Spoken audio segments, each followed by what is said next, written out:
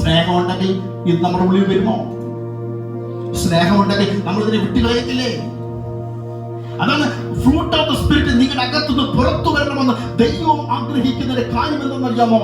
നമ്മളെ പാപത്തിന്റെ പ്രവൃത്തിയിൽ നിന്ന്, നമ്മൾ മറ്റുള്ളവർക്ക് അപകടമുണ്ടാക്കുന്ന, വേദനയുണ്ടാക്കുന്ന, മുറിവുണ്ടാക്കുന്ന നമ്മുടെ സഹവിശ്വാസികൾക്ക്, സഹോദരങ്ങൾക്ക്, നമ്മുടെ ബന്ധുമിത്രാദികൾക്കൊക്കെ നമ്മളിൽ നിന്നൊരു ബുദ്ധിമുട്ടുണ്ടാകാതെ വേണം അതിനെ സ്നേഹത്തിന്റെ തലത്തിൽ ജയിക്കാൻ നമ്മെ പ്രാപ്തമാക്കുന്ന ഒന്നാണ് നമ്മുടെ അകത്തുനിന്ന് പുറപ്പെടുന്ന സ്നേഹമെന്ന ഫലത്തിന്റെ ശക്തി. ദൈവമക്കൾ നമ്മൾ ശ്രദ്ധിക്കണം, ഒരു വെറുപ്പ്, ഹേറ്റ്നസ് നമ്മുടെ ഉള്ളിൽ വരാതെ സ്നേഹത്തിൽ അതിനെ ജയിക്കാൻ ദൈവമക്കൾ പരിശീലിക്കണം.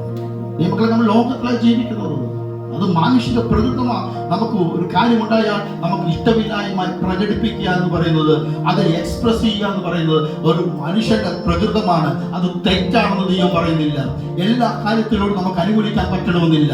നമുക്ക് നമ്മുടെ അഭിപ്രായവും അഭിപ്രായ വ്യത്യാസവും നമുക്ക് പറയാനുള്ള ഫ്രീഡം നമുക്കുണ്ട്. പക്ഷേ ഇത് രണ്ടും ബാലൻസ് ചെയ്യുന്നത് നമ്മുടെ അകത്തുനിന്ന് വെളിപ്പെടുന്ന സ്നേഹത്തിലായിരിക്കണം.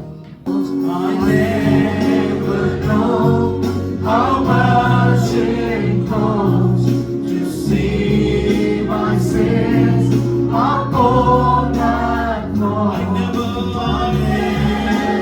know how much it costs to see my sins upon that cross. Oh, I never know how much it costs.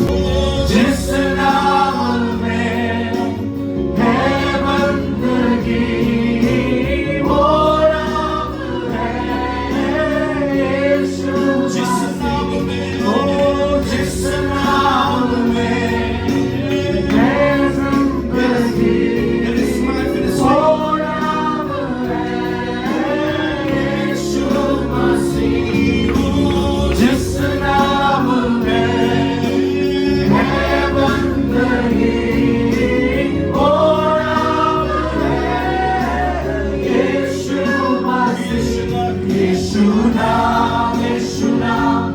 Yeshua.